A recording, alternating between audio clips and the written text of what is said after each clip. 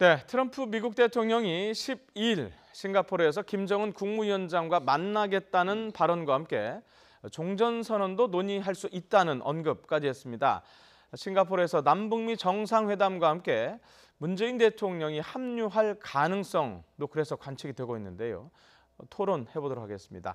김영석 전 통일부 차관님 그리고 정한범 국방대 교수님 두 분 모셨습니다. 어서 오십시오.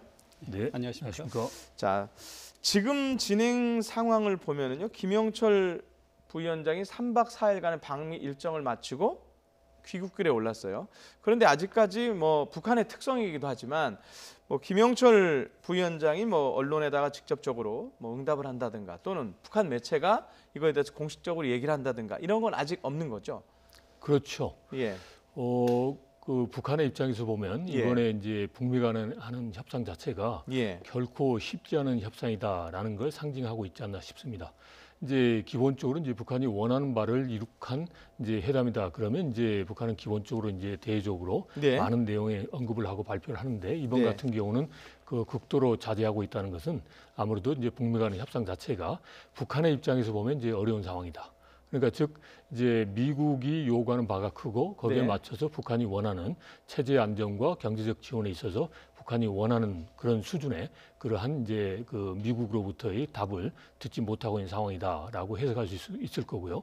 그다음 이제 두 번째는 이제 어떻게 보면 이제 그 미국이 이제 북미 회담 트럼프 대통령이 취소하기 전에 보면 북미 회담을 기념하는 이제 주화를 보냈고 그 전에 북한에 보면 이제 김계관 제1부상이나 이제 차선희 부성을 통해서 이제 본인들의 그런 강한 입장을 표명하다가 이제 트럼프 대통령의 이제 취소 서한을 토대로 해서 급격하게 이제 다소간의 입장이 완화되는 그러한 입장을 이제 보였습니다. 그러면 그런 부분에 대해서도 북한 내부에 대해서 자기들로서 이제 선전이 필요하니까 그런 차원에서 지금은 이제 신중 모드로 가고 있는 게 아닌가라고 생각을 하고 있습니다. 예.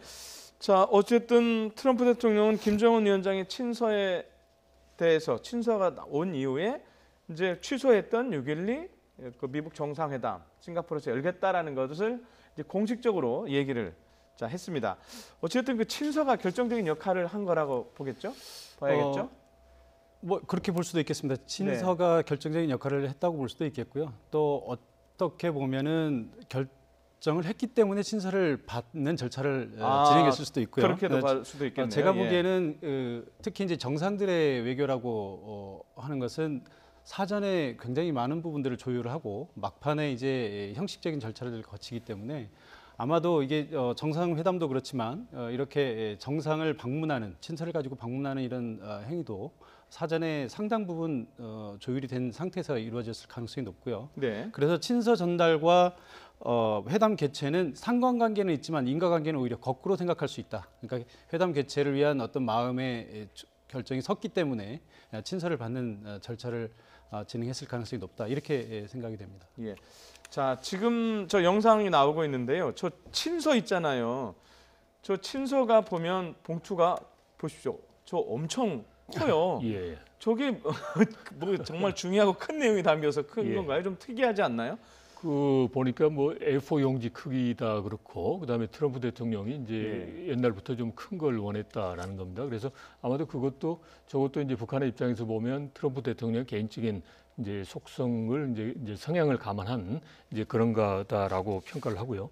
저는 이제 친서 속에서는 아마도 조금 전에 이제 정 박사님 이야기하신 대로 어느 정도 내용이 정해진 상태에서 이제 받았겠습니다만은 친서의 기본 내용에 대해서는 우선 첫 번째는 이제 그 미국과의 관계 정상을 하겠다라는 이제 내용이 들어가 있고 그다음에 두 번째가 한반도 비핵화에 대한 이제 확고한 의지를 이제 밝혔고 그런 가운데서 최근 이제 트럼프 대통령이 이제 제안한 이제 트럼프 대안에 대한 이제 긍정적인 평가 그리고 기존의 폼페오 김영철 그 라인에서 여러 가지 이루어졌던 이제 그런 내용에 대해서는 기대와 함께 앞으로의 북미 정상회담에서 좋은 결과를 가졌으면 좋겠다. 이제 그런 내용이 아마도 포함될 가능성이 높다. 왜냐하면 이제 트럼프 대통령이 친서는 공개하지 않았지만 그 내용에 대해서는 이제 그 폼페오 장관이라든지 실무 차원을 통해서 이미 내용을 확인하고 있다라는 거니까 바로 이러한 내용으로 구성이 되어 있고 따라서 그렇다면 트럼프 대통령 입장에서는 충분하게 이제 북미 간의 회담 테이블에 마주 앉을 수도 있다라는 어떻게 보면 흡족한 그러한 평가를 줄 수 있는, 그리고 또 더더욱 사이즈도 이제 본인이 이제 좋아하는 그런 빅 사이즈 형태니까 더욱더 이제 배가 된 의미가 있지 않나라고 생각이 됩니다. 예. 자, 차관께서 친서의 내용이 이럴 것이다라고 추정을 했는데 보통 친서가 오면 뭐 공개할 수도 있고 안 할 수도 있지만 트럼프 미국 대통령은 무척이나 흥미로운 편지였다, 서신이었다라고 언급을 했는데 내용은 아직 얘기를 안 하고 있어요. 이게 트럼프 대통령의 성격으로 보면 이거 언젠가는 얘기를 하겠죠? 그렇죠. 할 가능성이 굉장히 높다고 생각이 네. 됩니다. 그런데 지금 아직 발표를 하지 않은 이유는 아마도 친서 내용에 대한 어떤 분석, 이게 전략적인 분석이 일단 필요할 거고요. 그래서 단순히 편지 내용을 공개하는 것이 아니라 이런 편지 내용에 대해서 우리가 어떻게 받아들이고 있고 앞으로 대응 전략은 무엇이고 이런 것들에 대한 대략 아웃라인이 나와야 기자들에게나 이제 국민들에게 이것에 대한 설명이 가능할 거고요. 그래서 일단 좀 분석이 충분히 이루어진 다음에 대응 메시지를 준비를 해서 아마 공개할 가능성이 높다 이렇게 생각이 듭니다. 또 하나는 잘 말씀하신 대로 트럼프 대통령이 원래 극적이고 이벤트를 좋아하시기 때문에 아마 이것이 꼭 필요한 시점에 아마 극적인 효과를 최대화할 수 있는 시점에 공개를 하지 않을까 이렇게 생각이 됩니다. 예, 제 갑자기 생각이 났는데요, 차관님. 그 현직에 계셨을 때 생각하시면 이 친서라는 게 있잖아요. 미국 간에 워낙 오랜만에 이제 정상들이 친서를 보냈는데 김정은 위원장이 트럼프 대통령에 친서를 보낼 때 우리말로 했을까요, 영어로 했을까요, 아니면 섞어서 씁니까? 어떻게 했습니까, 친서를? 친서하는 것은 이제 기본적으로 망국의 공용어인 이제 영어로 하고 상대국가를 하니까 아마도 뭐 영문으로 했을 가능성이 상대국을 높습니다. 배려하는 영문으로. 그러니까 아니면 두 가지를 같이 씁니까? 두 가지 했을 가능성도 있죠. 보통은 어떻게 합니까? 이제 보통의 경우는 이제 전반적으로 해서 영어로 합니다. 영어로 하고 이제 상대국의 언어로 하는 것 자체가 친서라는 자체가 해독성이 있어야 되는 거니까. 그리고 한다면 이제 국문의 경우도 하지만 같이 이제 읽을 수 있도록 하는 이제 그런 것도 같이 하는 거죠. 지금 일각에서 알려진 바로는 한글로 썼다 그래요. 한글로 쓰고 영문 번역본을 첨부했다. 뭐 이런 얘기가 있는데 아직 확인은 지금 되지 않고 있습니다. 그러니까 그 부분이 갑자기 궁금해지더라고요. 친서 부분이. 자, 트럼프 대통령이 어찌됐든 6월 12일 회담, 북미 정상회담을 공식화하면서 이런 얘기를 했어요. 빅딜이 있을 것이다. 자, 뭐 빅딜이 대충 추정은 갑니다만 어떤 것일까요? 그 빅딜은 크게 보면 두 가지 아니겠습니까? 이제 비핵화라고 하는 것과 그다음에 체제 안전과 경제 지원이 합쳐진 두 가지 축 사이에서 이제 딜인데, 미국의 입장에서는 이제 비핵화 부분에서 이제 가장 많은 성과를 내려고 하는 거고, 이제 북한의 입장은 이제 체제 안전과 이제 경제적 지원 이 두 가지 측면에서 이제 많은 효과를 이제 얻으려고 하는 거기 때문에 이제 그 차원에서 뭔가 빅딜이 있을 것이다라는 것은 이제 기본적으로 이제, 그리고 그 뒤에 보면 이건 하나의 시작이라고 했단 말이죠. 그러니까 빅딜 자체가 완결한다는 의미는 아니니까, 그렇다면 이제 어떻게 보면 이 두 가지 축에 있어서 가장 원칙적인 사항에 대한 합의가 이루어질 가능성이 높다. 그리고 세부적인 사항은 이제 앞으로 이제 시한을 정해놓고 신속하게 이루어지는 그런 방향으로 이제 전개될 가능성이 높다라고 생각합니다. 그 트럼프 대통령이 또 발언을 또 보면 핵 폐기를 넘어서 미사일까지 얘기를 했는데 지난번에 이 관련해서 북한이 반발하지 않았었습니까? 그랬죠. 일단 북한이 미사일을 개발한 이유는 미국에 대한 억지, 그러니까 핵무기의 본질은 사실 그 상대국으로부터의 공격을 억제하기 위한 것인데 이 핵무기만 가지고는 미국을 억제할 수 있는 수단이 부족하죠. 남한이나 일본 같은 경우는 단거리 미사일로도 공격이 가능하지만 미국에게는 그거 가지고는 공격이 되지 않기 때문에 ICBM을 개발한 것이고요. 결국 ICBM에 핵탄두를 실어서 미국 본토를 공격할 수 있다라고 하는, 어찌 보면 이게 우스운 일반인들이 듣기엔 좀 우스운 용어가 될 수 있습니다만 어떤 신뢰성을 주는 겁니다. 그러니까 미국에게 우리가 너희를 공격할 수 있다라고 하는 신뢰를 주는 건데 이것이 이제 그 북한이 핵 개발을 하는 본질이라고 생각할 수 있습니다. 그렇다면 역으로 생각하면 미국의 입장에서 비핵화라고 하면 사실 제일 중요한 것이 미국 본토에 대한 공격을 못하게 하는 것. 그렇기 때문에 미사일을 없애는 것이 가장 중요한 포인트라고 할 수 있죠. 그래서 핵탄두를 해체한다거나 이런 절차들도 중요하지만 미국의 입장에서는 그보다 더 중요한 것이 미국 본토에 대한 미사일 공격입니다. 그러니까 미국 입장에서 반드시 이 미사일에 대한 ICBM에 대한 해체가 포함이 돼야만 이 딜이 형성이 되는 거고요. 그렇다면 북한 입장에서는 다소 반발은 있을 수 있지만 이것을 받아들이지 않을 수 없다 이렇게 생각이 듭니다. 자, 트럼프 대통령 발언을 또 하나 보면 북미 정상회담이 비핵화의 종착역이 아니라 성공적 과정의 시작이다라고 규정을 했고요. 그 전날에도 보면 한 번이 아니고 뭐 두세 번 할 수도 있다 이렇게 얘기를 했는데 이게 이제 앞으로 비핵화의 과정이 진안할 것이다라는 의미와 함께 혹시 이 미국 북미 정상회담이 여러 차례 열릴 가능성을 지금 염두에 이미 두고 있다는 것으로 봐야 되겠죠? 그렇죠. 그러니까 트럼프 대통령 입장에서도 핵 문제가 보면 뭐 하루 이틀 된 문제가 아니고 네. 여러 가지 해결 노력이 있었습니다만은 지금까지도 해결 못했다는 그런 난제라는 걸 인식하고 있습니다. 그렇기 때문에 이제 이번에 북미 회담 자체가 시작이다라는 거고 실제로 아마 이제 폼페오 김영철 간 이제 그 실무 협의를 통해서 봤을 때 비핵화라는 것과 함께 북한이 원하는 체제 안정과 경제 지원 자체가 이제 쉽게 거래되는 소위 그 등가성 교환인 거죠. 그게 어렵다라는 것을 인식을 했을 겁니다. 그리고 트럼프 대통령 입장에서도 보면 이제 이거 자체가 이제 본인이 미국이 기대하는 수준에 도달하지 않는다고 해서 이 판 자체를 깰 수는 없는 상황인 거죠. 이제 그런 상황이니까 그렇다면 일단은 이제 큰 틀에서 있어서 방향만 정하고 그 다음에 세부적인 사항에 대해서는 이제 그 시간을 정해서 이제 가자라는 쪽으로 이제 가닥을 잡았을 가능성이 높습니다. 그리고 네. 이제 말하는 거 보면 예.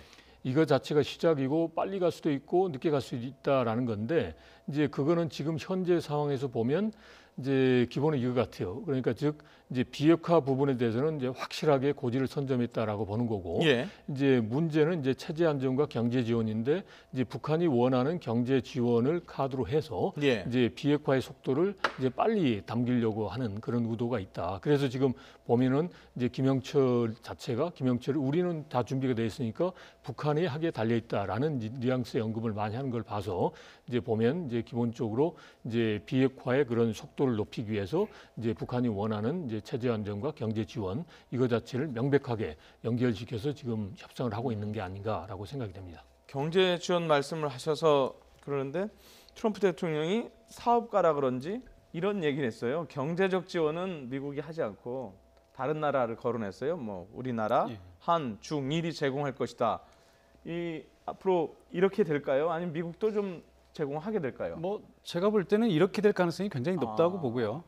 이것은 굉장히 다목적 포석이 있습니다. 네. 우리가 이제 그 트럼프 대통령이 등장하면서 다양한 이제 이슈들이 생겨나고 분석들이 있었는데 그 중에 가장 일치된 내용은 트럼프 대통령 국내 정책을 가장 우선시한다는 것이고요. 우리가 잘 알다시피 미국에 올해 중간 선거가 있고 2년 네. 뒤에는 트럼프 대통령 재선거가 있습니다. 그래서 이 부분이 트럼프 대통령에 가장 초점이 맞춰질 부분이고요.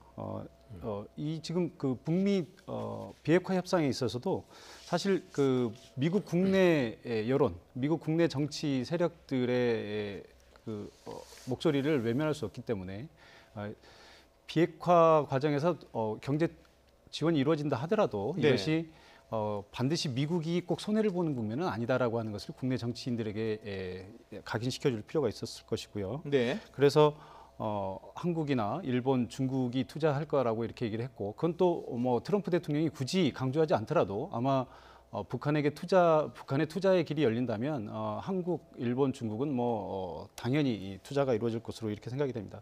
하나 더 말씀드릴 수 있는 것은 네. 사실 우리가 이제 체제 보장이라는 것과 경제 지원이라는 것을 분리해서 얘기하시는 분들이 많은데 저는 오히려 경제 지원이야말로 가장 확실한 체제 보장이다 이렇게 생각을 합니다. 그게 이제 무슨 의미냐면 미국 정부가 예산으로 지원하는 것보다 미국의 민간 자본이 이 평양에 들어가서 활동을 하게 된다면 다른 말로 얘기하면 미국 국민들이 들어가 있는 거고요. 네. 미국의 자산이 평양에 들어가 있는 것이기 때문에 네.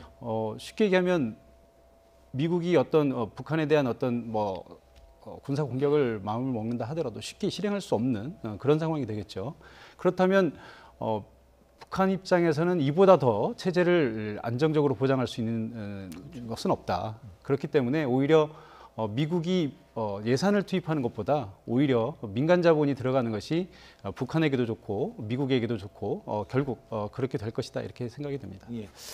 자, 이번에는 그 트럼프 대통령의 발언 인터뷰를 좀 잠깐 들어보고 얘기를 이어갈 텐데요. 종전선언 얘기 그리고 미국 정상회담 싱가포르에서 열릴 수 있다는 얘기인데요. 자, 일단 들어보시죠. He may have a meeting coming up. He may not. The word is that he may not. It may be directly with us. It may go directly to us in Singapore, or it may be at a later date. We did discuss that. The ending of the Korean War. Can you believe that we're talking about the ending of the Korean War? You're talking about 70 years.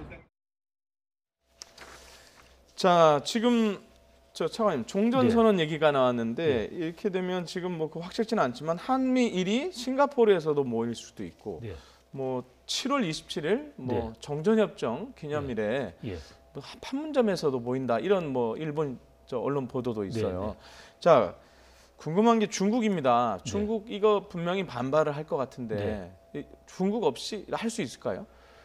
뭐 할 수는 있겠죠. 그렇지만 이제 그 종전선언 자체가 효과적으로 발효하기 위해서는 이제 중국의 참여가 필요하다라고 봅니다. 그래서 기본적으로는 이제 한반도에 있어서 평화 상태를 만드는 주체가 남과 북이기 때문에 이제 남과 북의 이제 또 다른 정상회담을 통해서 이제 정전 이제 협정을 넘어서 종전선언을 하고 그리고 거기에 미국과 그다음에 이제 그 중국의 지도자가 같이 이제 참여하는 그런 방향으로 갔으면 가장 좋겠다라는 생각입니다. 예, 어떻게 생각하세요?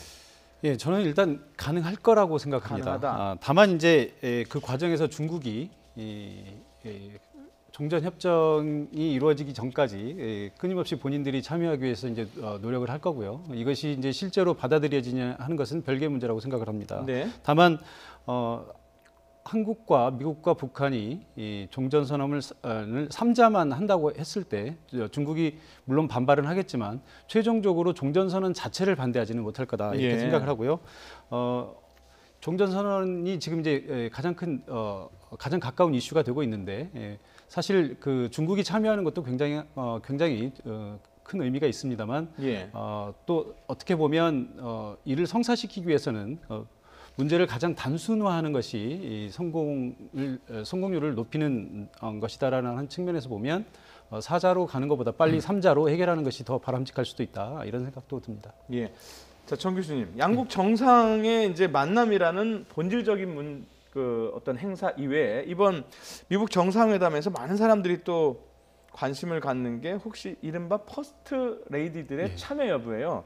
그러니까 멜라니아 여사 그리고 북한의 리설주 여사 퍼스트 레이디가 동행을 할 것인지가 첫 번째 궁금하고요. 동행을 한다면 어떤 역할을 할지. 글쎄요, 그걸 지금 제가 예측하기는 굉장히 어려운 문제 같습니다.